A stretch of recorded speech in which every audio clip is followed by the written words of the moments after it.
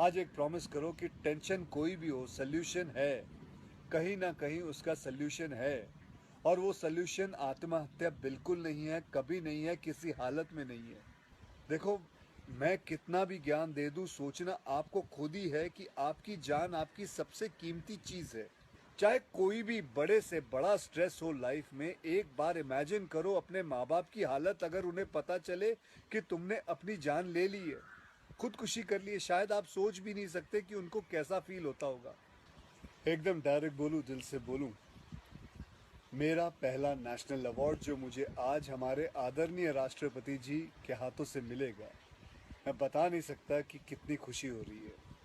आपको पता है, जिस दिन इस नेशनल अवार्ड की अनाउंसमेंट हुई थी ना, उस दिन मैं अपनी माँ से बात करते हुए अपने बचपन का एक दिन याद कर रहा था।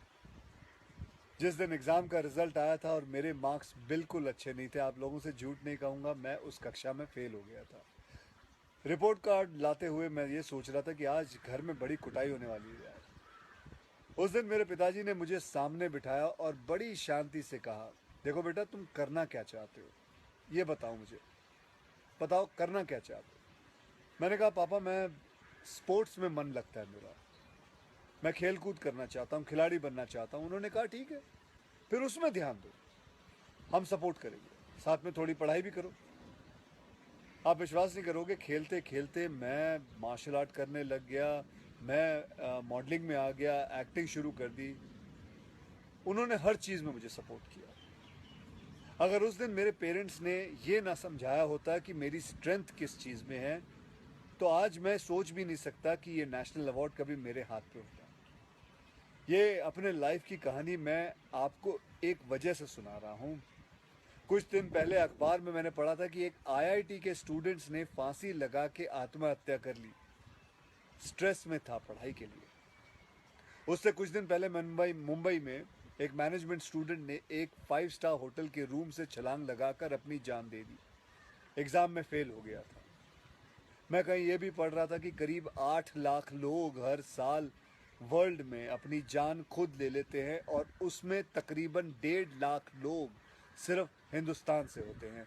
और यंग लोगों में आत्महत्या के सबसे बड़े कारण जो होती है वो होती है पढ़ाई या फिर रिलेशनशिप का स्ट्रेस। क्यों? तुम्हारी जान एक एग्जाम के मार्कशीट से सस्ती हो गई है? नहीं। ऐसा क्या पढ़ाई कर रहे हो? इससे तो देश के लिए सरहद पे जाके जान लगा दो दाव पे।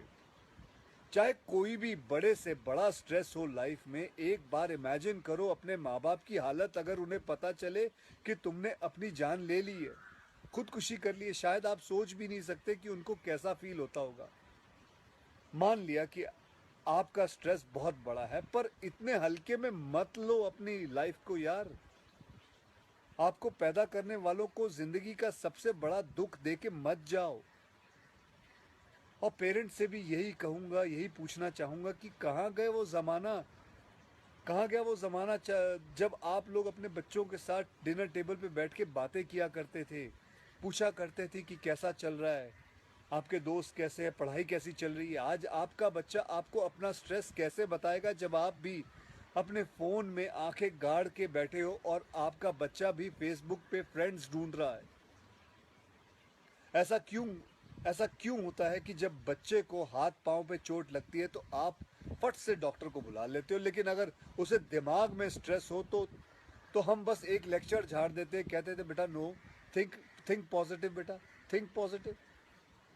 मेंटल हेल्थ के लिए भी डॉक्टर या काउंसलर से हेल्प लेना उतना ही ज़रूरी है जितना और किसी तकलीफ के लिए। इसमें कोई शर्म की बात नहीं है। देखो, मैं कितना भी ज्ञान दे दूं, सोचना आपको खुद ही है कि आपकी जान आपकी सबसे कीमती चीज़ है। कोई स्ट्रेस आए ना तो उसको बोल देना बहुत अच्छा है। अपने अंदर घुलना, उसको अंदर रखना, दबा के रखना बिल्कुल नहीं। किसी दोस्त को बोल दो या अपने माँ बाप से शेयर करो। मेरे एक फ्रेंड ने उस दिन व्हाट्सएप पे एक बहुत काम की बात फॉरवर्ड की थी। एक हॉस्पिटल की ओपन हार्ट सर्जरी यूनिट के बाहर एक शेर लिखा हुआ था, मैं आपसे शेयर करना चाहता हूँ। वहाँ लिखा हुआ था कि अगर दिल खोल लेते अपने यारों के साथ तो आज खोलना ना पड़ता औजारों के साथ। भैया मुझे एक प्रॉमिस करो कि आज प्लीज़ आज एक प्रॉमिस करो कि टेंशन कोई भी हो सल्यूशन है, कहीं ना कहीं उसका सल्यूशन है और वो सल्यूशन आत्महत्या बिल्कुल नहीं है, कभी नहीं है, किसी हालत में नहीं है। अपना ध्यान रखो। मिलते हैं फिर। Till then next time good bye. जय हिंद।